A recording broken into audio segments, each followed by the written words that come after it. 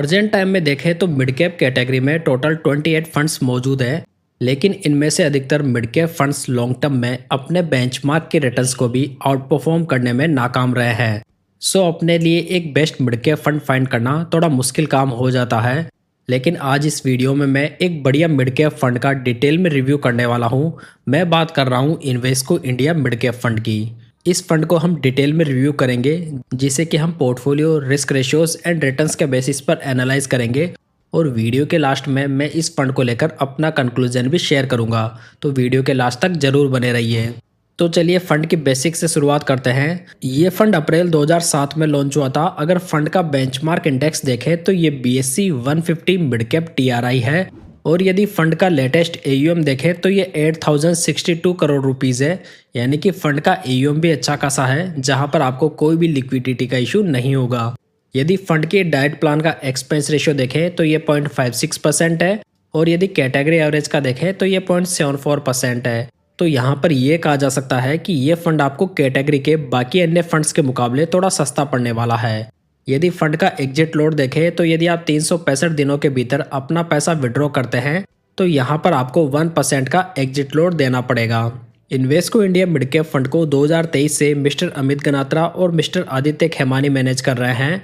चलिए दोस्तों, अब फंड के रोलिंग रिटर्न्स पर नज़र डालते हैं। जहां पर लास्ट 10 ईयर्स के रिटर्न्स को देखें तो यहां पर 15 से 20% के रिटर्न्स 94.71% टाइम्स आए हैं, जो कि काफ़ी बढ़िया माने जा सकते हैं।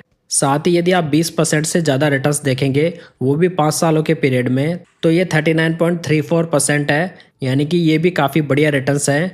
वहीं पर यदि आप 10 सालों में मिनिमम और मैक्सिमम रिटर्न्स की रेंज को देखेंगे तो यहाँ पर मिनिमम 16.38% है और मैक्सिमम 19.01% है, यानी कि कुल मिलाकर ये कहा जा सकता है कि फंड के रिटर्न्स काफ़ी बढ़िया है, जिसमें कि आपको बहुत ही बढ़िया कंसिस्टेंसी भी देखने को मिलेगी। चलिए दोस्तों, अब फंड को इसके रिटर्न्स के बेसिस पर रिव्यू करते हैं। यदि लास्ट 5 अगर Invesco India mid cap fund में 5,000 रुपये की मंथली SIP 10 साल पहले स्टार्ट की गई होती तो आज की डेट में टोटल इन्वेस्टमेंट 6 लाख रुपए का होता, जिसकी मैच्योरिटी वैल्यू इस फंड में 20,14,000 रुपीज़ होती, जो कि कैटेगरी एवरेज 15,85,000 रुपीज़ से काफ़ी बढ़िया है। वहीं पर यदि 10 साल पहले फंड में 1 लाख रुपए लमसम इन्वेस्ट किए गए होते तो आज उसकी मैच्योरिटी वैल्यू 6,36,000 रुपीज़ होती, जो कि कैटेगरी एवरेज 4,51,000 रुपीज़ से काफ़ी अच्छी है। चलिए दोस्तों, आगे बढ़ते हैं और फंड के रिटर्न्स को इसके बेंचमार्क और कैटेगरी एवरेज से कंपेयर करते हैं। लास्ट 10 ईयर्स के रिटर्न्स को देखें तो ये फंड के 20.45% है और बेंचमार्क के 18.49% है। यहाँ पर फंड की रैंक 19 फंड्स में से फर्स्ट रही है। लास्ट 5 ईयर्स के रिटर्न्स को देखें तो ये फंड के 30.25% है और बेंचमार्क के 28.01% है। यहाँ पर फंड की रैंक 25 फंड्स में से फोर्थ रही है। लास्ट 3 ईयर्स के रिटर्न्स को देखें तो ये फंड के 29.10% है और बेंचमार्क के 21.55% है। यहाँ पर फंड की रैंक 35 फंड्स में से फर्स्ट रही है। लास्ट 1 ईयर के रिटर्न्स को देखें तो ये फंड के 4.76% है और बेंचमार्क के नेगेटिव में 3.37% है। यहाँ पर फंड की रैंक 44 फंड्स में से फर्स्ट रही है। तो ओवरऑल देखा जाए तो लास्ट 10 ईयर्स में फंड के रिटर्न्स मोर देन 20% के हैं, जो कि बेहतरीन रिटर्न्स माने जा सकते हैं। साथ ही फंड ने लगातार बेंचमार्क और कैटेगरी एवरेज को बीट करके दिया है और इनके अलावा फंड ने लास्ट 1 ईयर के नेगेटिव मार्केट में भी अच्छे पॉजिटिव रिटर्न्स बनाकर दिए हैं, जो कि एक बहुत ही बड़ा थम्स अप माना जा सकता है। चलिए दोस्तों, आगे बढ़ते हैं और फंड के रिस्क रेशियोज पर नज़र डालते हैं। अगर फंड का अल्फा देखें तो ये 6.13% है और कैटेगरी एवरेज का ओनली 0.14% है। अल्फा रेशियो हमें ये बताता है कि फंड कितने रिस्क फ्री रिटर्न्स बनाकर दे रहा है। तो देखा जाए तो फंड का अल्फा काफ़ी बढ़िया है, जहां पर इसकी कैटेगरी में 34 फंड्स में से सेकंड रैंक है। अगर फंड का बीटा देखें तो ये 0.95 है और कैटेगरी एवरेज का 0.94 है। बीटा रेशियो जो होता है वो किसी फंड की वॉलेटिलिटी को मेजर करता है। तो यहाँ पर यह फंड कैटेगरी से हल्का सा ज़्यादा वॉलेटाइल है, जहाँ पर इसकी रैंक 17th है। अगर फंड का साप रेशियो देखें तो यह 1.23 है और कैटेगरी एवरेज का 0.87 है। साप रेशियो ये इंडिकेट करता है कि फंड कितने रिस्क फ्री रिटर्न्स बनाकर दे रहा है। तो यहाँ पर भी ये फंड का बढ़िया है, जहाँ पर इसकी पूरी कैटेगरी में सेकंड रैंक है। तो दोस्तों, यहाँ पर देखा जाए तो फंड के रिस्क रेशियोज तो बहुत ही बढ़िया हैं। साथ ही फंड का बीटा भी कैटेगरी के हिसाब से रीजनेबल माना जा सकता है। चलिए दोस्तों, अब फंड के अपसाइड कैप्चर रेशियो और डाउनसाइड कैप्चर रेशियो पर नजर डालते हैं। जहां पर अपसाइड कैप्चर रेशियो फंड का 108 है और कैटेगरी एवरेज का ओनली 92 है। मतलब ये कहा जा सकता है कि यदि बेंचमार्क इंडेक्स 10% से बढ़ता है तो ये फंड 10.80% से बढ़ता है, जो कि कैटेगरी एवरेज से तो काफ़ी बढ़िया है। वहीं पर डाउनसाइड प्रोटेक्शन देखें तो ये फंड का 86 है और कैटेगरी एवरेज का 91 है। यानी कि यदि बेंचमार्क इंडेक्स 10% से नीचे आता है तो ये फंड ओनली 8.60% से ही नीचे गिरता है।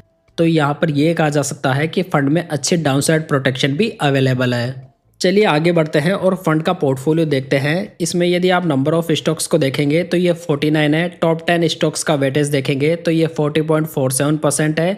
पोर्टफोलियो का पीबी रेशियो देखेंगे तो ये 5.46 है और इसका पी रेशियो 42.63 है।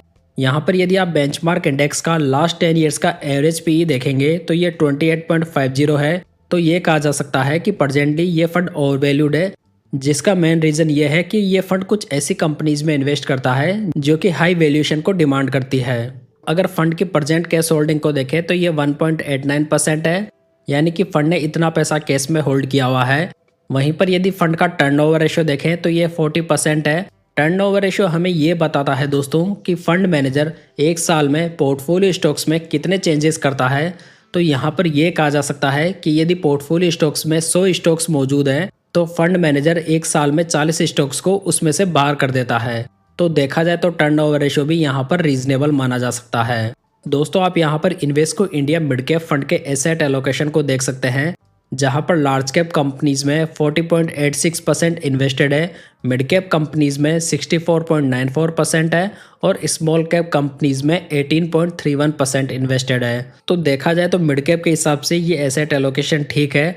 यदि फंड का सेक्टर वाइज एलोकेशन देखें तो इन्होंने financial services, health care, construction और कैपिटल गुड्स में हाईएस्ट एक्सपोजर बनाया हुआ है। साथ ही यहाँ पर आप इस फंड के टॉप 20 स्टॉक्स की लिस्ट को भी देख सकते हैं, जिसमें कि आपको BSc, Glenmark pharma, Swiggy, L&T finance, Prestige और जेके सीमेंट जैसी बढ़िया कंपनियां देखने को मिल जाएगी। साथ ही यहाँ पर किसी भी एक स्टॉक में मोर देन 5% का एक्सपोजर भी नहीं लिया हुआ है। यदि किए गए एनालिसिस के बेसिस पर देखें तो फंड बहुत ही सही नज़र आ रहा है। यहाँ तक कि प्रेजेंट टाइम में ये फंड मिड कैप कैटेगरी का बेस्ट फंड भी माना जा सकता है। यहाँ पर फंड ना तो बहुत ज़्यादा एग्रेसिव है ना बहुत ज़्यादा डिफेंसिव है। सो यहाँ पर हमें एक अच्छा बैलेंस देखने को मिल जाता है। हालांकि फंड के टॉप स्टॉक्स में आपको कई रिस्की स्टॉक्स भी देखने को मिल जाएंगे। वैसे इसी स्ट्रेटेजी को फॉलो करके फंड लगातार अच्छे रिटर्न्स बनाकर दे रहा है। लेकिन दोस्तों साथ में हमें ये भी मानना पड़ेगा कि प्रेजेंट टाइम में इन्वेस्को इंडिया के कई फंड्स बहुत ही अच्छा कर रहे हैं, जिसमें कि ये फंड भी शामिल है। सेम ऐसा ही कुछ समय पहले तक क्वांट म्यूचुअल फंड्स के अधिकतर फंड्स कर रहे थे। सो इतने बढ़िया रिटर्न्स किसी भी म्यूचुअल फंड के लिए लगातार बनाकर दे पाना थोड़ा मुश्किल काम होता है। सो हो सकता है कि आने वाले समय में भी क्वांट के जैसे यहाँ पर रिटर्न्स में थोड़ा डिप जरूर आए। कुल मिलाकर यदि आप Nippon India growth mid cap fund और एचडीएफसी मिड कैप फंड के मुकाबले एक एग्रेसिव मिड कैप फंड को देखना चाहते हैं तो आप Invesco India mid cap fund को स्टडी में शामिल कर सकते हैं। तो दोस्तों ये था आज का वीडियो। यदि ये जानकारी आपको अच्छी लगी हो तो वीडियो को लाइक, कमेंट और शेयर जरूर कीजिएगा। साथ ही इस चैनल को अभी तक सब्सक्राइब नहीं किया है तो इसे सब्सक्राइब जरूर कर लीजिएगा। तो चलिए दोस्तों फिर मिलते हैं किसी नई जानकारी के साथ।